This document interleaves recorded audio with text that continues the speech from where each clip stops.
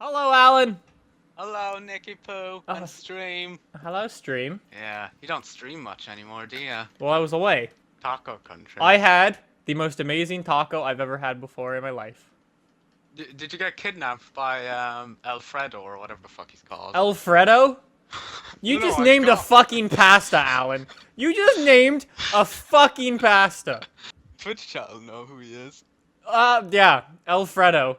Alfredo and his buddy fucking Penne are gonna come get me. Anyways, Alan.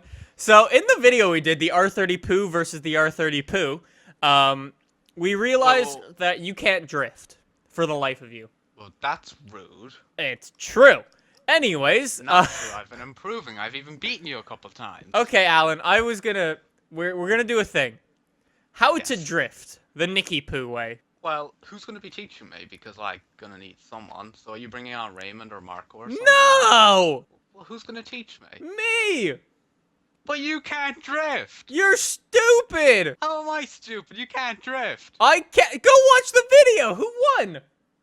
Yeah, you did, because you distracted me having us do stupid imitations. Wow. See, that's lesson 1. Okay, Okay. Alan, lesson 2.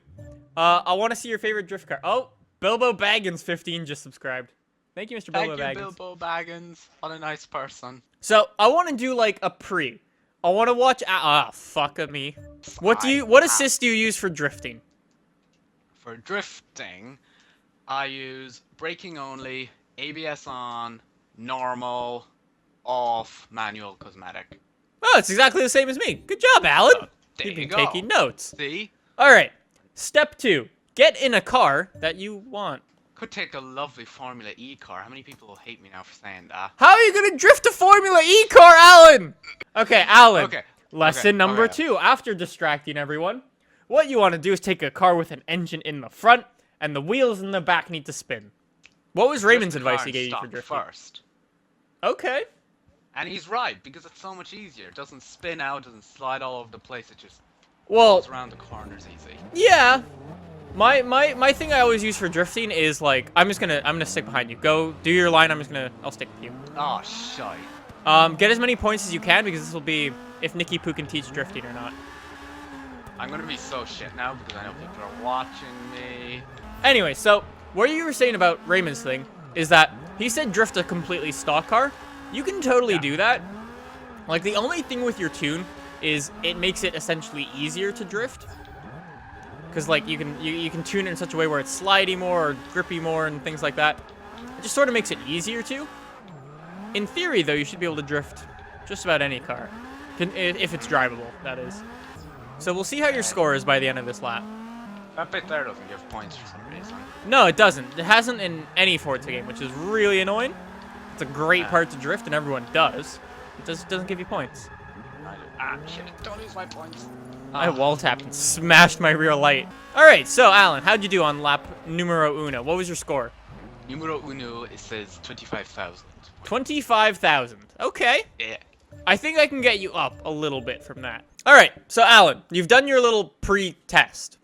I've done my pre-test. I'm going to show you the basics of sort of building a car. So back out of the lobby and go buy a car, unless you want to keep using that 350Z. Okay, what would be the recommendation here? 350Z is really not too bad. We can go with that if you want to stay with that the whole time. Okay, so you've got a stock 350Z now, right? Yes. Perfect. So I'll show you like what I like to do, what you can do for like upgrades and tunes and everything. Literally, totally up to you. You can play around with it as much as you want, go crazy, or leave it completely stock if you want. But for the most part, basic stuff, front engine, rear wheel drive. In this car, it might actually make it easier to take the turbo off the car. Tires, it depends how much power you're gonna run. For me at least. Raymond is someone who will leave the stock tires on all the way up to like freaking 700 horsepower. I'll go and toss like the street tires on at around 500 or so. I generally leave the front exactly the way it is, and then I usually max out the rear. Usually. Obviously, it changes per car and what you're trying to do with it. Drivetrain, max everything out. After that, performance and handling. I like to max all of this out. I think this car actually already has a roll cage in, so they don't give you the option to, but I max everything out in there as well. I don't usually toss a roll cage in. I just don't find you need it, but... What about engine? Engine's sort of up to you, really. It depends what you want to go for. Like, you could go crazy, toss the turbos back on, probably get this thing over 1,000 horsepower. But it's a little unnecessary. I like to toss camshafts on, just sort of gives you quite a bit of extra horsepower. It gives you 70 more horsepower. And also lets you rev a little bit higher, which is nice. Oh yeah, I see that. With that included, I'll toss in the flywheel, so it lets you rev faster. Exhaust, I'm going to try to get this to around 500 horsepower. So, basically, I like to toss the things in front of the camshafts on first, and then if you need extra horsepower, go for the things after it, because those are usually heavier parts. So I'm going to get this up to 550 horsepower, I think will be good for this, because how much does it weigh? 2,600 pounds, that's not bad at all. Yeah, so 542 horsepower is what I'm going to be running. Are you on the same? 542 as well. Oh, okay, so I know what you tossed on. Okay. After that, head over to tune, press X. Okay, so yeah, tuning can be a little bit, I don't know, intimidating, but you don't really need to know what all of these things do in reality. You just sort of need to play with them a little bit, and you'll sort of feel what they do. The main thing in drifting that a lot of people don't understand is they think you need no grip at all. So no grip would just be crank the PSI index of the tire pressure all the way to the max. Don't do that. You actually want a hell of a lot of grip. I like to run around 28 in the front and 26 in the rear because those back tires are spinning a hell of a lot more than the front ones, right? Okay. So they'll get hot more, build up more tire pressure and things like that on the moan.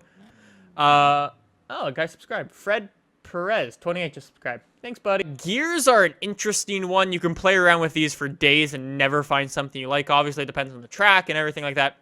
But what I usually try to do, go for third gear around 120, 130 miles an hour. Cambers where usually the most of your drifting stuff sort of comes into effect. You can go crazy with this and go all the way, max it out, and you'll have no grip whatsoever, but you can have some fun with that.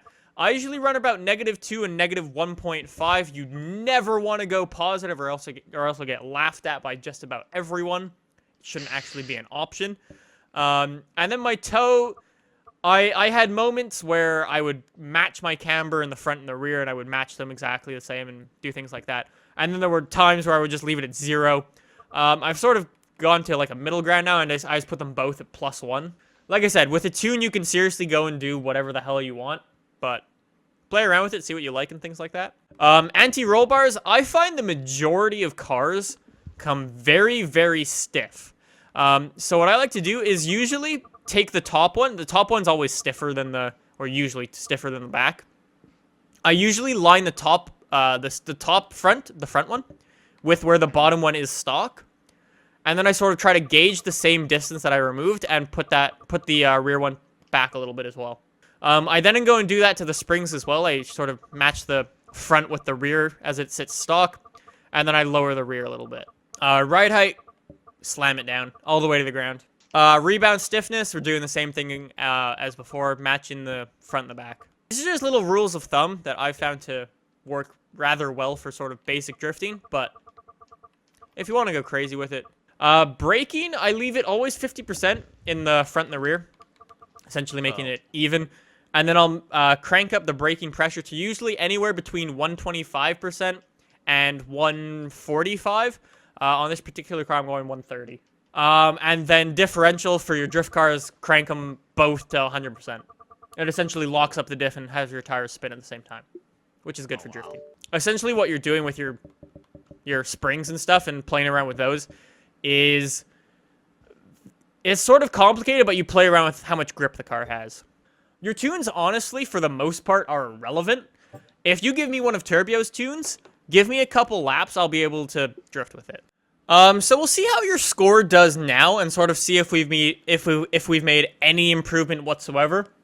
But like I said, it will probably take a couple of laps and probably a little bit of time to adjust to the way that tune is. Because essentially right now you're running a Nicky Poo tune. A Nicky Poo tune. Well, hopefully. Yeah.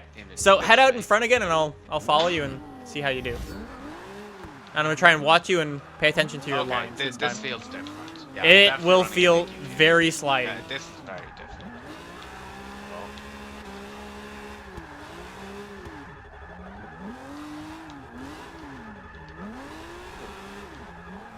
Okay. Got 5,000 points in that corner, so that's Hey. a bit of an improvement. That's what? 1,000 more than last time? Yeah, exactly. Holy shit, Alan is getting some crazy angle. How is Alan doing it? Learn from the best. Not so much. Also, you ran very wide there. Yeah, I always mess that up. I think you may have lost your points. Yeah, I did. How are the I must points say, going, Alan? It's very easy to recover this. Well, 24,000 now. Oh, so you're already almost matching what you did last lap. Yeah, I've pretty much beat it. The thing that I like with a lot of my tunes is that they're fairly easy to get used to, and you can push them quite hard. It's just, if you push them too hard, you're gone. Yeah. There's no sort of, like, recovery. So, Alan, what was your score that time? 33,000. Hey! I'm gonna take that as a... That is an improvement. As a Nicky of almost Poo did good. 10k. So what was that? Nearly 10k? Nearly 10k, yeah. Okay. Okay. That's not bad at all. Alright, so again, I'm gonna give you guys a minute to run and hide. Okay. I'm gonna give you guys a minute to run and hide. Someone's going the other way. That's probably a good idea.